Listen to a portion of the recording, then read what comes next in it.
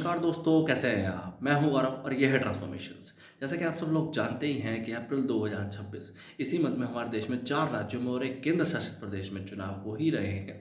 और जो कि ये 4 राज्य हैं असम, वेस्ट बंगाल, तमिलनाडु और केरला। और जो यूनियन टेरिटरी है वो पुडुचेरी। अभी कुछ दिनों पहले ही पुडुचेरी में चुनाव हुए हैं, उसके अलावा आपके असम में चुनाव हुए हैं और इवन आज ही के दिन 23 अप्रैल 2026 को फर्स्ट फेज़ की वोटिंग हुई है वेस्ट बंगाल में, एज वेल एज तमिलनाडु के असेंबली के भी चुनाव हुए हैं। आम जनता, आम जनमानस ने अपनी बेहतरी के लिए, अपनी पीढ़ियों की बेहतरी के लिए अगले 5 साल किस तरीके से उनके राज्य में बेहतरी हो और अच्छे से अच्छे कैंडिडेट्स चुन के आए, इसके लिए वोट दिया ही है आज। और अगले फेजेस के भी जो चुनाव होंगे उसमें भी वोट देंगे। बट अगर ब्रॉडर बेस पे आप देखने की, समझने की कोशिश करेंगे तो इन चुनावों में पुराने चुनावों से क्या चेंज है, या और जितने भी चुनाव हुए उन सब में ऐसा क्या चेंज है, तो आप ब्रॉडर बेस पे इसका निष्कर्ष ये पाएंगे ऐसा कोई भी चेंज नहीं है। आम जनता, आम जनमानस का टैक्स का पैसा भी लगा इलेक्शन कमीशन ऑफ इंडिया के प्रॉपर प्रोसेस के थ्रू, जिसके अंदर जो कि काफ़ी हेक्टिक प्रोसेस होता है। इवन सरकारी जो एम्प्लॉय होते हैं उनकी ड्यूटीज़ भी लगती हैं और काफ़ी सारा फाइनेंशियल एक्सपेंडिचर होता है। बट आम जनता, आम जनमानस को ऐसा कौन सा नुमाइंदा मिल पाया, या इस बार ऐसे जो उनके रिप्रेजेंटेटिव उसमें क्या चेंज है? वही सब रीजनल पॉलिटिकल पार्टीज जो पहले भी थे, या वही सब कैंडिडेट जो पहले भी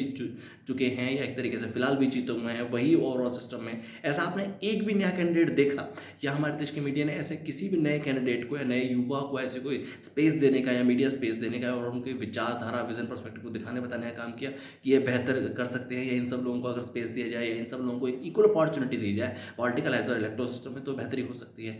वही सब तो होता है। तो ये ओवरऑल जो प्रोसेस है, इसका फ़ायदा क्या? अगर कोई नई रीजनल पॉलिटिकल पार्टी का कैंडिडेट जीत भी जाएगा तो उनके क्या विजन है, क्या पर्सपेक्टिव है, या वो किन चीज़ों को लेके इस सिस्टम का हिस्सा बनना चाहते हैं, उसमें चेंज लाना चाहते हैं, इस बारे में तो कोई बात ही नहीं।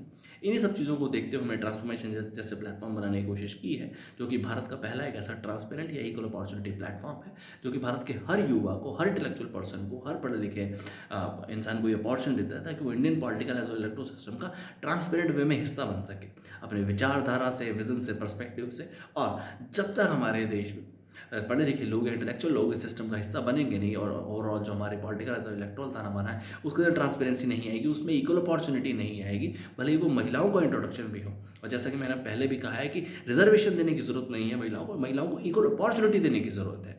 फिर इसका कोई परसेंटेज नहीं होना चाहिए कि 30% हो या 33% हो या 15% हो। उनको इक्वल अपॉर्चुनिटी मिले अपनी विचारधारा से, विजन से, पर्सपेक्टिव से, और सिस्टम में फेस्ड मैनर में चेंज आए। जय हिंद,